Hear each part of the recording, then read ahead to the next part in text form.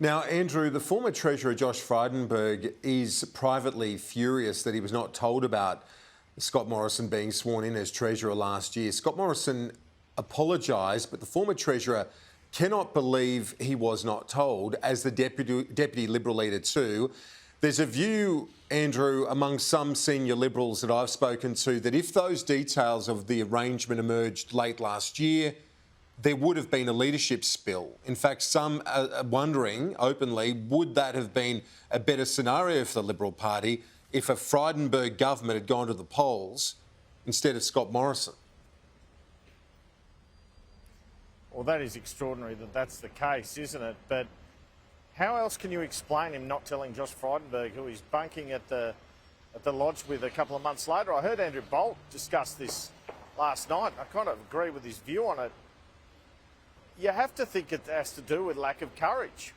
Oh, let's not tell them. He tells Greg Hunt, I'm being Health Minister as well, doesn't tell Matthias Cormann. Matthias Cormann would have blown up. A year later, he's taking on Treasury and Home Affairs. Him and his staff just must have had the discussion, oh, we don't need to tell them about this because we're not using the power. That's all I can explain it away with. Scott Morrison doesn't acknowledge that here. Why not even just let your cabinet colleagues know, if not the broader Australian public? Well, as I said, I apologise for any concern this has caused about those issues, and I understand that concern, and that's why I'm standing here today.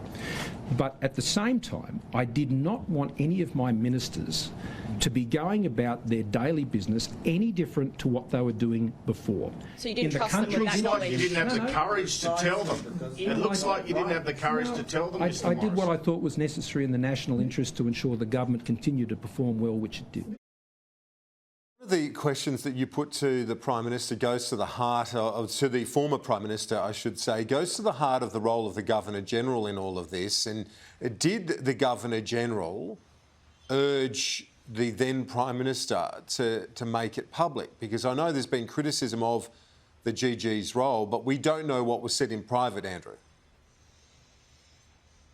Or if not urge, Kieran, even suggest. And it's kind of hard to believe that he wouldn't at least suggest or ask the question. So Morrison didn't deny that. But when I said, well, you must be admitting it, he said you'd be erring in saying that. But I guess he's hiding here behind what he says is the traditional secrecy of conversations between the Prime Minister and Governor-General. I guess the only time we've really heard about them is after the 1975 dismissal of Gough Whitlam. But he just wouldn't answer this question. Mr. Morrison, we have a right to know whether he said to you, shouldn't we make this public? Can you at least tell us that? You've been secret about this whole business. Oh, you were asking me to go into conversations between me and the Governor-General, which I'm not going to do. So we assume he did? No, he did question you. No, you can't assume anything, well, Andrew. Easy to deny, and I'm not going to. Well, I'm not going to be verbaled, Andrew, or bullied in this press conference by you trying to put words in my mouth. Was he respecting a long-standing principle and convention that the Governor-General and the Prime Minister have many conversations. The Governor-General took the advice of the day from the government and acted accordingly and ensured. That is not, Andrew, that is not something that any former Prime Minister would responsibly answer in divulging conversations with the Governor-General, and you can draw no conclusion from that. Scott Morrison, at one point, to his credit, said, I accept that some of you and some of the public might not accept what I'm saying about the reasons for doing this and the reasons for the secrecy. I mean, I accept that you may not accept my explanation, and I accept that there may be many out there who don't. But I've given that explanation, and that's why I'm here today.